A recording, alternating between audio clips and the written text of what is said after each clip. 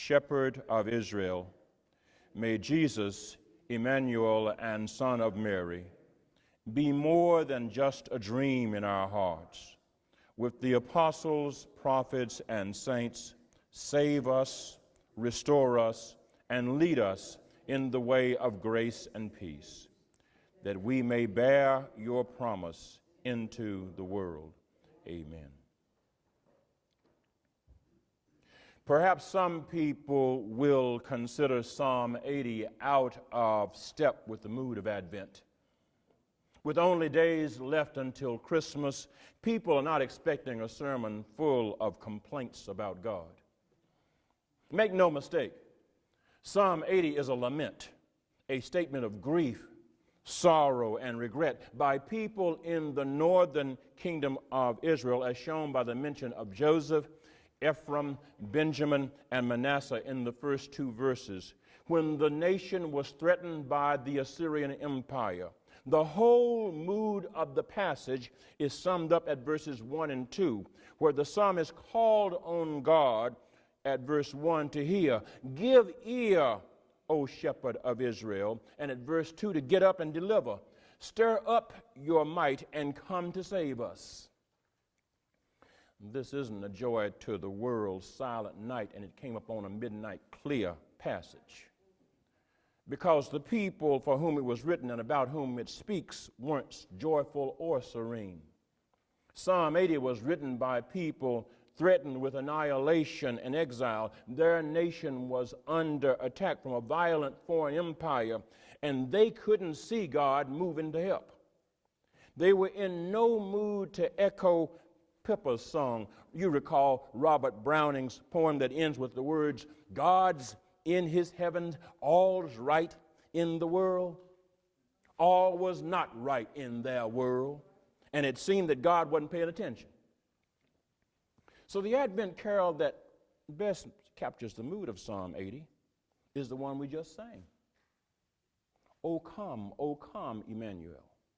Recall the opening stanza, O come, Emmanuel, and ransom captive Israel that mourns in lonely exile here until the Son of God appear.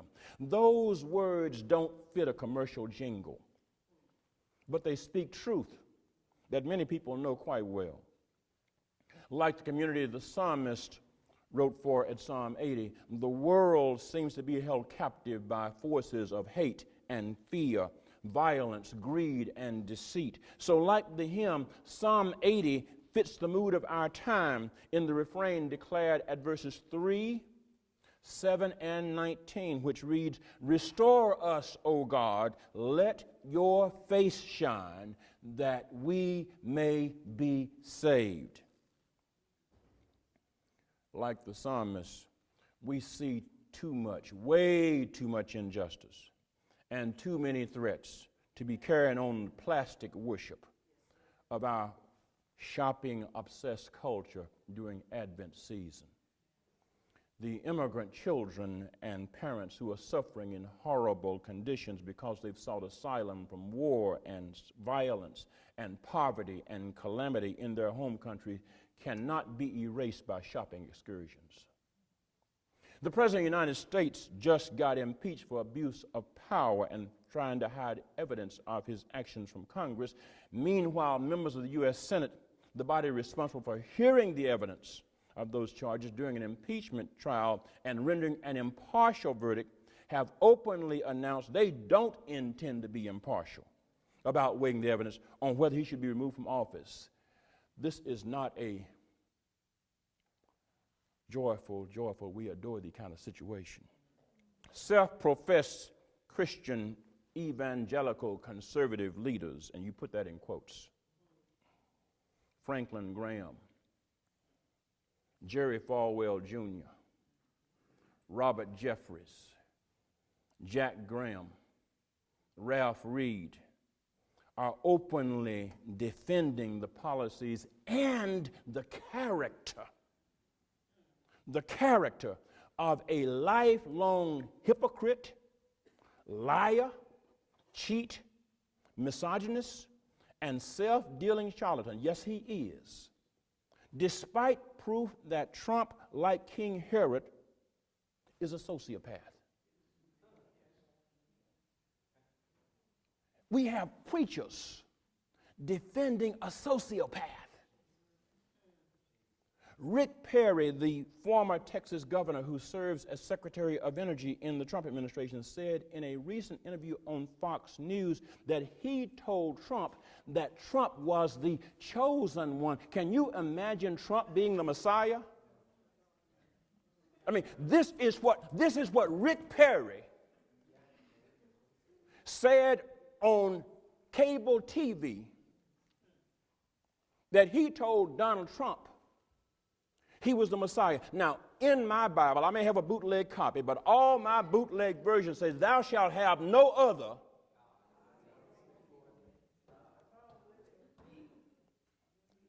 And how can somebody in broad daylight claim to say that a lifelong cheat, a lifelong hypocrite, whose career has been spent hurting people, cheating people who work for him,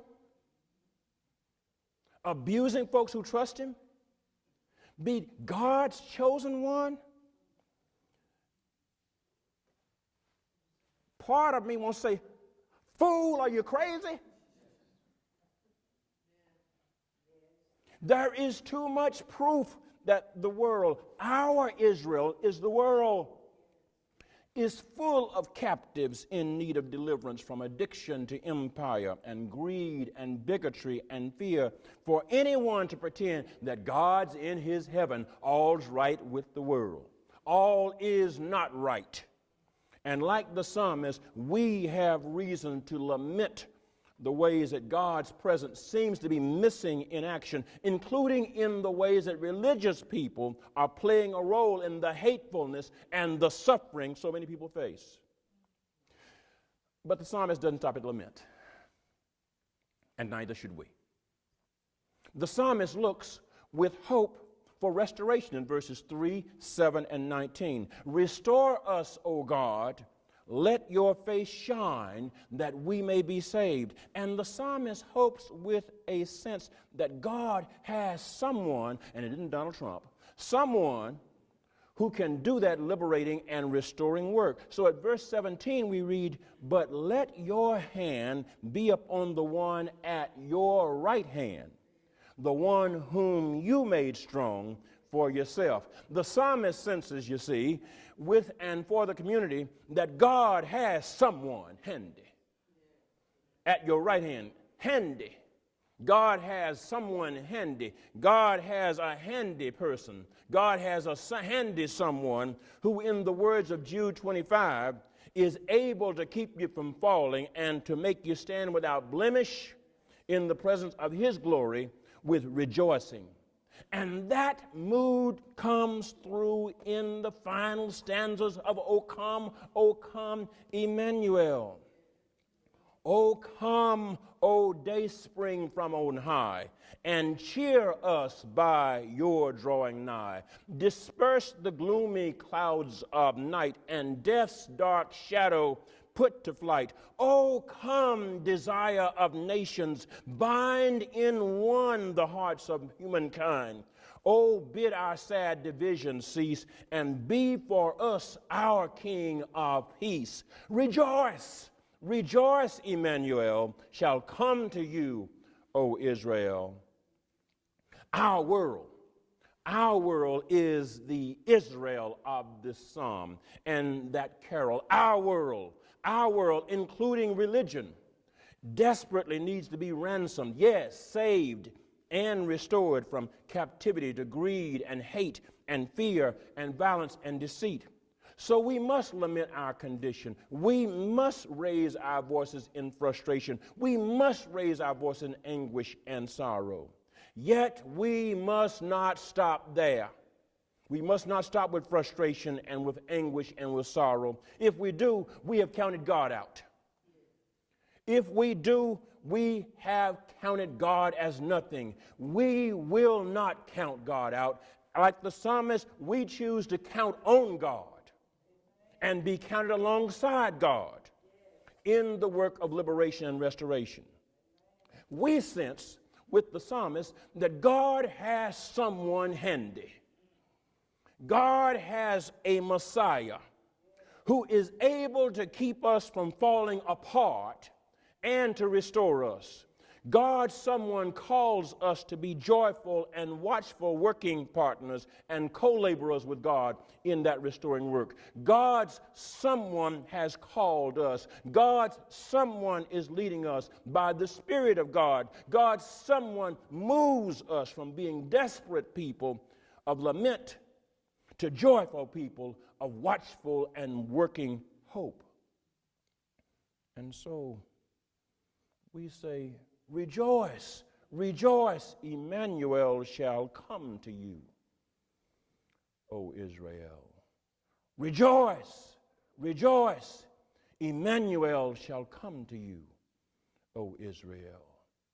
Rejoice, rejoice, Emmanuel, God with us. Not God is in his heaven.